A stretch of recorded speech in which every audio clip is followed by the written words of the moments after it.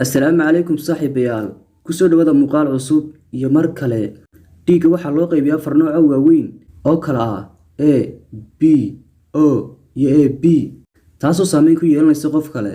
yacni dabeecadihiisa iyo habdhaqankiisa laga saadaalin karo ama lagu ogaan karo waxaynu maanta si kooban u dul istaagaynaa mid kasta astaamihiisa iyo sifooyinkiisa u gaarka ah qaar xun iyo qaar wanaagsanba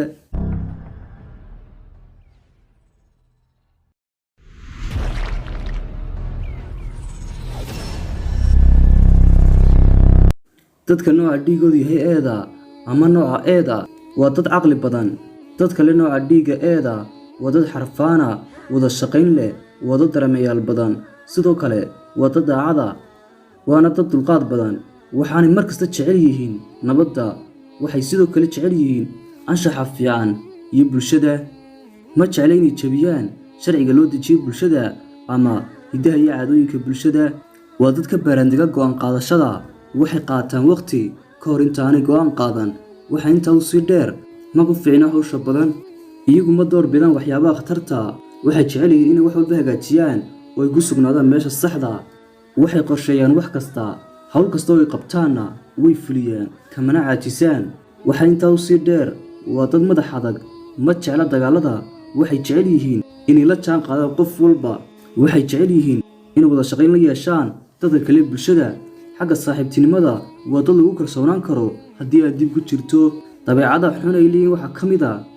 waa dad madax adag degdeg badan aamusni badan warwar iyo rajo xumo leh dabeecadaha fiican ay leeyihiin waxaa ka mid ah waa dad naxariis badan xishood badan dareen badan lagu kalsoonaan karo dad mas-uulinimo leh xeelad badan daacad ah dhowrsan qalbi jilicsan waxaa la sheegaa inay sidoo kale yihiin dad caana waxaana ka mid ah dad caan oo dhiigoodu ahaa eeda Adolf Hitler kiliitiligu weynaa caalamka ee reer Jarmalka George Bush madaxweynihii 34aad ee Mareykanka Jet Li aktarkii weynaa reer China iyo Britney Spears fanaanadii weynayd ee reer Mareykan iyo Richard Nixon madaxweynihii 13aad ee Mareykanka nooca B-da ama dadka dhiigoodu yahay B-da dadka dhiigoodu yahay B waxay caan ku yihiin hal-abuurnimo waa dad si degdeg ah u gaadha go'aan mana ku fiicna amar qaadashada waa dad hadafkooda aan ka beedhbeedhin xataa hadduu yahay mid qayro macquul ah waxay doonaan inay noqdaan kuwa ugu fiican wax kastoo imaankooda geliyaan hase yeeshee kuma fiicna hawsha iyo shaqada badan dadka nooca dhiigoodu yahay B-da waa dad fikir iyo damqasho leh waxaanay ku fiican yihiin fahamka aragtida dadka kale mana jeclaa inay la tartamaan ama ay ishor keenaan dadka kale dadka nooca dhiigoodu yahay B-da waxay yeeshaan saaxiibo laysku hadlayn karo waa dad anaani ah ama naftoodan ka fikira sidaa daraaddeedna faquuq ayaa lagala kulmi karaa waa dad wada shaqayn la'aana waxaana astaamada fiican ka mid ah waa dad dabacsan dad rayrayn leh hal-abuurnimo leh xoog badan iyo dhiiranaan waxa astaamada xunxunna ka mid ah waa dad khalad badan aan cafis lahayn danaysi iyo anaanimo leh wada shaqayn la'aana mas-uuliyad darro iyo in aanay waxbaba saadaalin guud ahaan waa dad leh fikir iyo himilo waxaana ka mid ah dad caano dhiigoodu yahay B-da Phineas York ciyaartoygii reer Mareykan Leonardo DiCaprio aktarkii weynaa reer Mareykan iyo Jack Nicholson directorkii aktarkii weynaa reer Mareykan nooca AB ama dadka dhiigoodu yahay AB nooca dhiiga AB waxa uu isku jiraa noocyada shakhsiyadeed ee A iyo B dad kale nooca dhiiga AB waxa loo arkaa inay yihiin dad laba waji leh waxaana dadku arkaan inay laba dabeecadood leeyihiin iyagoo shakhsiyadooda dhabta ka qariya dadka kalena way ku adag tahay inay si dhaqso u gartaan dabeecadahooda nooca AB ilaa ay iyaga ka bartaan mooye waana ku naadir adduunka nooca AB dadka noocoodu yahay AB waa dad soo jiidasho leh waxaana si fudud samayn karaan saaxiibo markaad la socoto dad noocoodu yahay AB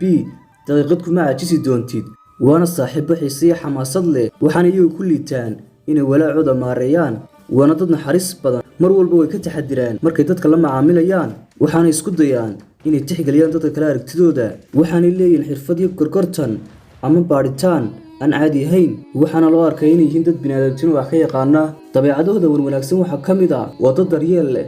soo jiidasho isxakamayn lagu kalsoonaan karo dad qabow bulshaawiyiin ah hal abuur leh la qabsi iyo cafis dad nooca dhiigoodu ahaa A B oo caana waxaa ka mid ah Barack Obama madaxweynaha 44aad ee Mareykanka Marilyn Monroe aktarada caanka ee reer Mareykan iyo Jackie Chan aktarkii weynaa reer China iyo John Kennedy madaxweynihii 53aad ee Mareykanka dadka ooda ama dadka nooca dhiigoodu yahay ooda dadka noocoodu yahay ooda waa dad naftooda la jecel waxa sare waxaanay sameeyaan wax kastoo gaari karaan waxaanay leeyihiin karti hogaamiyada wanaagsan dad kale nooca dhiiga ooda waa dad deeqsi ah qalbi furan waxaanay dadka intiisa badan jecel yihiin inay noqdaan nooca ooda waa dad la qabsan kara isbedel kasta waana dad adkaysi badan isla markaana wax qabad fiican samayn kara xataa xaaladaha adag astamada wanaagsan waxa ka mid ah waa dad leh karti hogaamiyeed hididiilo deganaansho taxadir nabadana jecel dad madax banaan lagu kalsoonaan karo daacadna ah waxaana ka mid ah astaamada xunxun waa dad masayr badan edeb daran bila naxariisa dareen la'aan isla weyni iyo inaan la saadaalin karin shakhsiyadoodu waa kuwo xoog badan waana sababta keentay inay Jabaanis ugu yeeraan dagaalyahano waana dad daacad ah neemna dadka beenta sheega waxaana ka mid ah dad caan dhiigoodu yahay ooda Elizabeth II boqoradii reer Britain Paul Newman aktarkii reer Mareykan iyo John Gotti gangsterkii weynaa reer Mareykan iyo Gerald Ford madaxweynihii 60aad ee Mareykanka haddaba isku soo wada duubo waxaa jira dadka qaar oo diidan aragtidan iyagoo ku eedeynaya inay tahay dhaqan ama aaminaad ay bulsha leedahay laakiin hal su'aal ayaa muhiim ah dhiigu waxa uu jirkeena ka yahay 7% culaysaan jirkeena meel kasta uu ka buuxaa meel kasta jirkeena ka midana haddii in yar ka mid ah la saro dhiig ayaa ka imanaya haddii dhiigga laga wada shubo ama uu ka dhamaadana ma noolaan kartid haddaba shay gudaha ku jira oo aan laantii dhaqaaqa karin oo aan laantii noolaan karin sidee baan u saameyn ugu yeelay naftaada maadaama shay yar oo jirkaaga ka mid ahayn oo dibadda kaaga yimi uu saameyn weyn ku yeelan karo tusaale ahaan haddii mid qof khamri cabo saameyntu say jirkiisa ku yeelanaysaa xataa wuxuu yeelanayaa dabeecado aan hore u lahayn haddaba shay 7% ka jirkaaga oo aan laantii noolaan karin sidee baan u saameyn kugu yeelanayn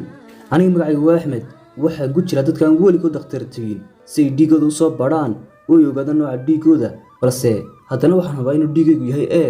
sababtoo ah waxaan aad u isticmaalay aragtidan oo in badan ka dhigay